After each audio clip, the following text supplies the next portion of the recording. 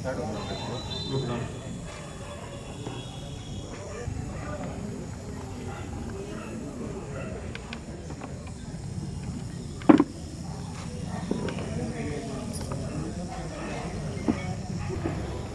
बाद कमेटी के सभी पदाधिकारी साथीगण बहुत बहुत बधाई के पात्र हैं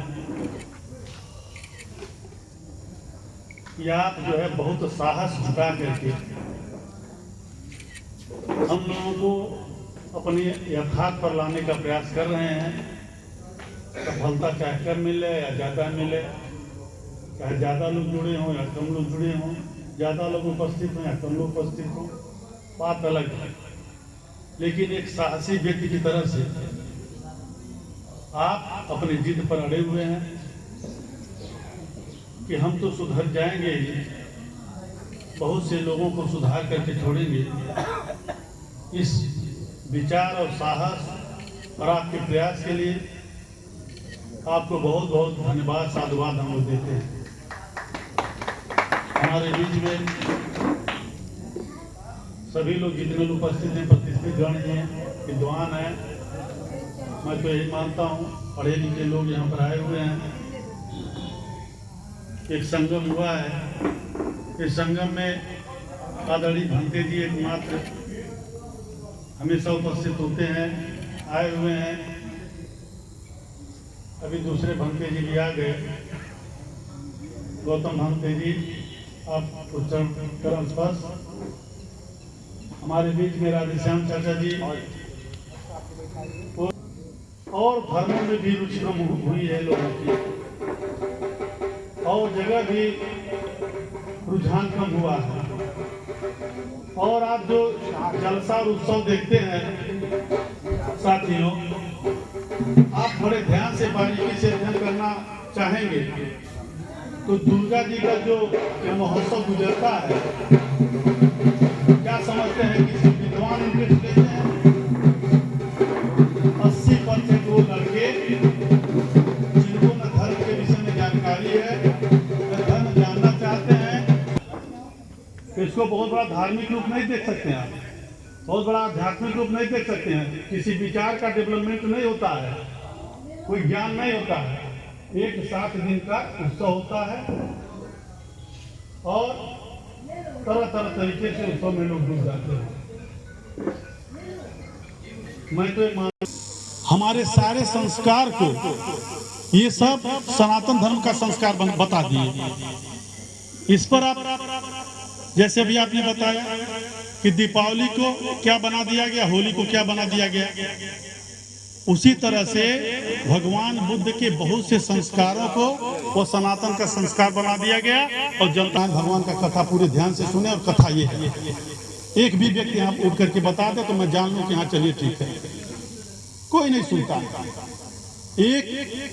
एक घंटा का एक कोर्रम पूरा होता है और बताया जाता है कि सत्यनारायण भगवान का कथा फला ने नहीं सुना तो ये नाश हो गया, फला राजा ने नहीं सुना तो उसका सारा जेवर पत्ता बन गया, खरपतवार बन गया, फला राजा ने सुना तो उसको ये फायदा हो गया। एक बार प्रश्न उठा दीजिए कि सत्यनारायण भगवान का वह कौन सा कथा है जिससे सुनने से ये फल प्राप्त हुआ या नहीं प्राप्त हुआ, तो उसमें है ही नहीं। तो हम उस पर जाते ही नहीं, क्योंकि हमको सुनना है ही नहीं। हम तो बैठ जाते हैं, घर का दबाव है, समाज का संस्कार है कि भाई कथा सुनना है, नहीं तो कथा नहीं सुनेंगे तो आप जो है आपका कल्याण नहीं होगा, पुण्य नहीं होगा। तो डेट घर से डिसाइड होता है कि सत्यनारायण भगवान का फला दिन कथा होना है, हम बोरा बिछा करके बैठ जाते हैं, सुनते हैं ये नहीं है, दिमाग कहीं और रहता है, पंडित जी अपनी बात कहते हैं। तो यही है कहानी, यही धर्म है। जिस दिन कोई भी व्यक्ति सत्यनारायण भगवान का कथा पूरे ध्यान और लगन से सुन लेगा, उसी दिन स्टॉप कर देगा कि अगली बार नहीं सुनेगा। हम जो है सुने एक बार ध्यान से, उसके बाद घर में एकदम स्ट्रिक्टली मना कर दिए कि हम नहीं सुन पाएंगे दोबारा। और इसमें कुछ है नहीं है, न कोई ज्ञान की बात है, तो कुछ है।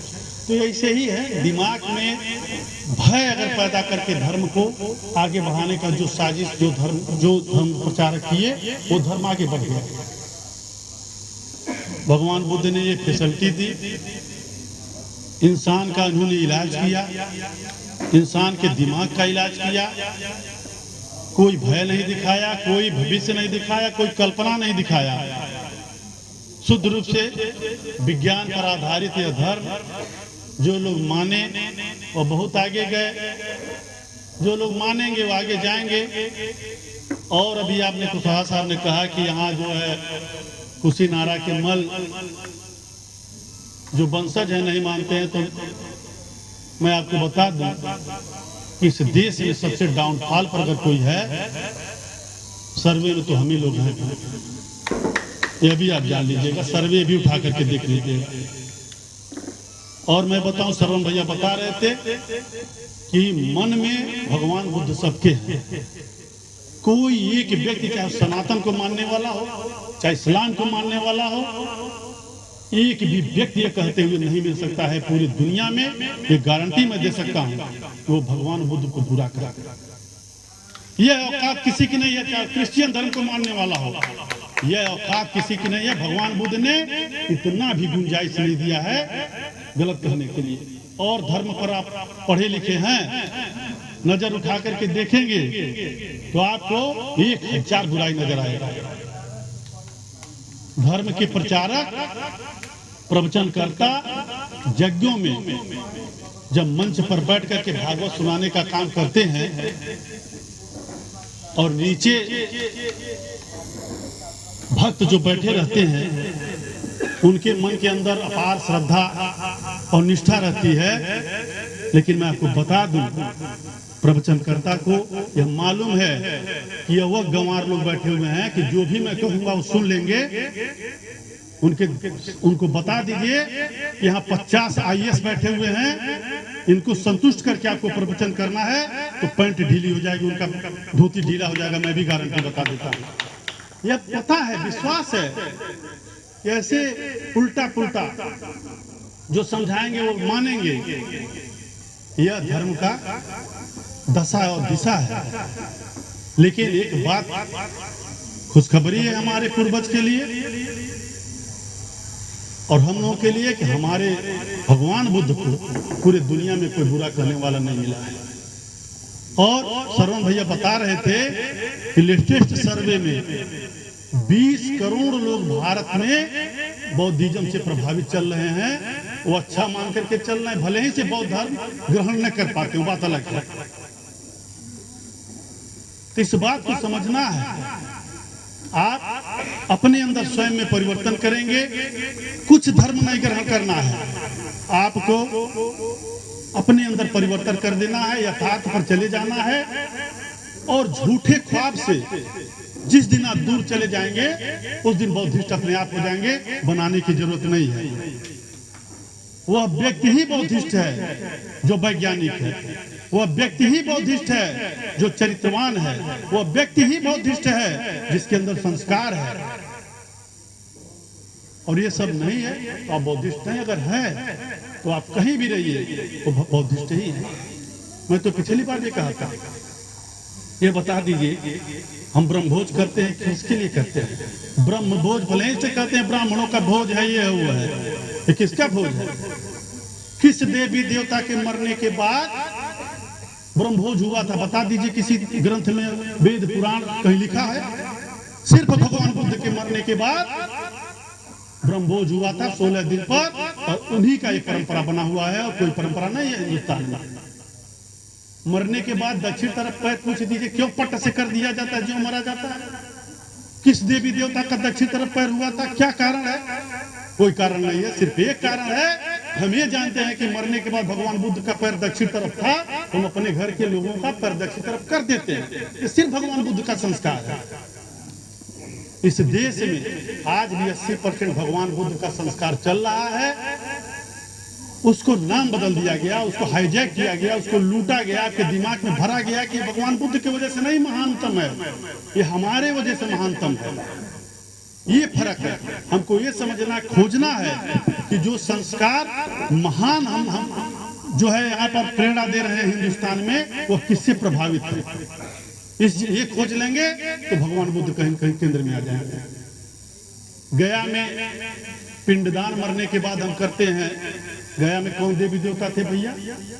गया में एक ही मात्र था कि भगवान बुद्ध ने वहां ज्ञान प्राप्त किया था।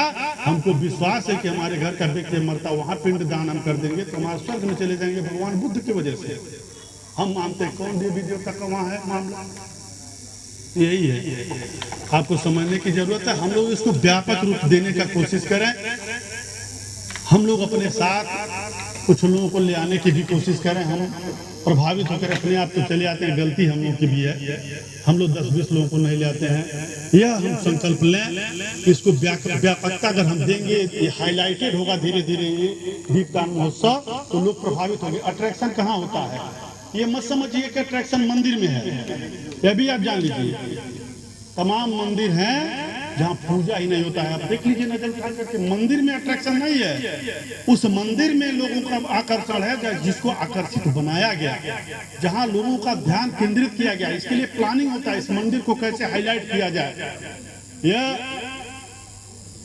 जो पंडा पुजारी जो उसके संचालक हैं, बड़े प्लान के साथ हाईलाइट करते हैं। लोगों का रुझान बढ़ता है तो मंदिर हाईलाइट हो जाता है। गाँव में एक ही मंदिर में बहुत पूजा होता है, एक मंदिर में कोई दिया जलाने वाला नहीं होता है। तो हमको अट्रैक्टिव बनाने की जरूरत है कि हम लोग इस प्रोग्राम को कैसे अट्रैक्टिव बनाएं। बहुत ही अच्छी बात है कि कुछ लोग अपने परिवार को भी लेकर के, पिछली बार तो हम भी लेकर के आए थे, आपकी गलती हो गई। लेकिन अगली बार हम लोग यहाँ से संकल्प लेकर के जाएं कि कम से कम अपने साथ 2-4 लोगों को और अपनी गाड़ी में बैठा करके लेकर आने का प्रयास करें। यह भव्यता हो और धीरे धीरे निश्चित जान लीजिए कि बड़ा रूप धारण करेगा, क्योंकि सत्य कभी न दबता है, न कोई रोक सकता है, न छिपता है। सत्य सत्य है। आज अभी हमारे भाई ने कहा, मोदी जी क्यों जाकर के रसिया में कह रहे हैं कि हम बुद्ध के देश के हैं, क्यों जाकर के अमेरिका में कह रहे हैं कि हम बुद्ध के देश के हैं? कि उनको पता है कि बुद्ध का सहारा लेने पर भारत का गौरव बढ़ेगा, हमारा भी गौरव बढ़ेगा। हम उस देश से हैं जहां भगवान बुद्ध पैदा हुए थे। मोदी जी कह रहे हैं, चलिए हम उनको धन्यवाद देते हैं। नहीं कि पार्टी के लाइन पर दे रहे हैं, मत समझिएगा, पार्टी लाइन का मैटर नहीं है। मैटर ये है कि हमारे देश का प्रधानमंत्री के दिमाग में भी चल रहा है कि भगवान बुद्ध कहीं न कहीं से प्रासंगिक तो है पूरी दुनिया में। यह इसलिए है क्योंकि भगवान बुद्ध महान थे तो महान है, महान रहेंगे। 2500 वर्ष पहले भगवान बुद्ध ने जो कहा, 3000 वर्ष पहले, 2700-2800 वर्ष पहले, वो तब भी महानतम शब्द थे, वो आज भी हैं, और 2500 वर्ष बाद भी एक शब्द कोई गलत नहीं पाएगा। यह आपको विश्वास करना है। और इसी के साथ अपनी वाणी को विराम देना चाहते हैं। बहुत बहुत धन्यवाद। नमो बुद्धाय।